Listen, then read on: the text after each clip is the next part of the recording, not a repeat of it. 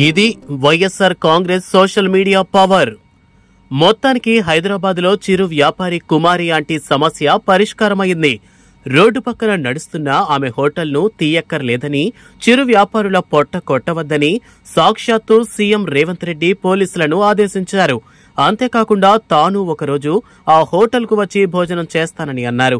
ఇది ఆమెకు ఒక ఉపశమనం కాగా, దీని వెనుక వైఎస్ఆర్ కాంగ్రెస్ సోషల్ మీడియా పాత్ర ప్రముఖమైనది అని తేటతెల్లమైంది.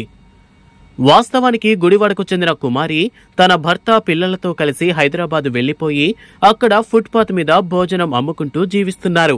ఆయన భర్త ఆటో డ్రైవర్ కాగా పిల్లలు చదువుకుంటున్నారు. ఆహారంలో రుచి, నాణ్యతతో పాటు ఆమె మాట తీరు నచ్చిన ఆహార ప్రియులు ఎక్కువ సంఖ్యలో రావడం మొదలైంది. తద్వారా ఈమె వ్యాపారం 3 చేపలు 6 రొయ్యలు అన్న తీరుగా సాగింది. ఆమెను కొన్ని యూట్యూబ్ ఛానళ్లు ఇంటర్వ్యూ చేయగా తనకు ఆస్తి పాస్తులేమీ లేవని, సీఎం వైఎస్ జగన్ ఇచ్చిన ఇంటి జాగా ఉందని చెప్పారు. దీంతో ఈమె జగన్ అభిమాని అని తెలుసుకున్న చంద్రబాబు, లోకేష్ వెనువెంటనే తెలంగాణలోని తన చెప్పు చేతల్లో ఉండే సీఎం రేవంత్ రెడ్డిని పురమాయించి ఆ హోటల్కు నోటీసులు ఇవ్వడం, దాన్ని సీజ్ చేయడం క్షణాల్లో జరిగిపోయింది. ఇది కాస్త కొద్ది సమయంలోనే వైఎస్ఆర్ కాంగ్రెస్ సోషల్ మీడియా దృష్టికి రాగా వెంటనే అది ట్విట్టర్, ఫేస్బుక్, ఇతర ప్లాట్ఫామ్స్ మీద అది ట్రెండింగ్ అయ్యింది.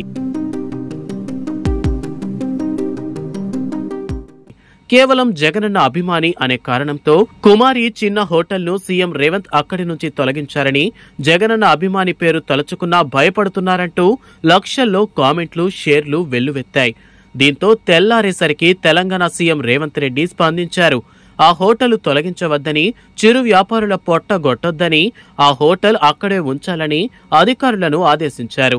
అంతేకాకుండా తాను సైతం ఒకసారి ఆ హోటల్కు వచ్చి భోంచేస్తానని అన్నారు.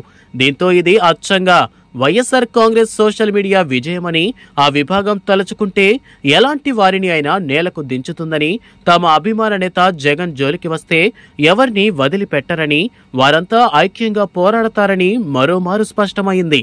వైఎస్ఆర్ కాంగ్రెస్ సోషల్ మీడియా ఈ వ్యవస్థను ఒక గొప్ప వేదికగా భావిస్తూ సామాజిక అంశాలను పరిష్కరించడానికి, ఏ దిక్కు లేని వారికి మద్దతుగా నిలవడానికి ఉపయోగిస్తుంది. అదే అటు టీడీపీ, జనసేన పార్టీలు మాత్రం జగనన్నకు అనుకూలంగా మాట్లాడే వాళ్ల ఫోటోలని, వీడియోలను మార్ఫింగ్ చేస్తూ, వాళ్ళని ట్రోల్ చేస్తూ, వారి స్వలాభాల కోసం వాడుతూ సోషల్ మీడియాను దుర్వినియోగం చేస్తున్నారు. ఇది వైసీపీ సోషల్ మీడియాకి, టీడీపీ, జనసేన మీడియాకి మధ్య తేడా. సాధారణ ప్రజలే మా స్టార్ క్యాంపెయినర్లు అని జగనన్న చెప్పిన తరువాత జనసేన, టీడీపీలు పూనకం వచ్చినట్లు ఊగిపోతున్నాయి. ఇన్ఫ్లుయెన్సర్స్, శ్రమజీవులను టార్గెట్ చేసి వాళ్లను ఇబ్బంది పెడుతున్నారు. ఆఖరకు జగనన్నను ఎదుర్కోలేక ఆయన అభిమానులను ట్రోల్ చేయడమే లక్ష్యంగా ఆ వర్గం కుట్రలు చేస్తోంది. కానీ అంతిమంగా న్యాయమే గెలుస్తుంది.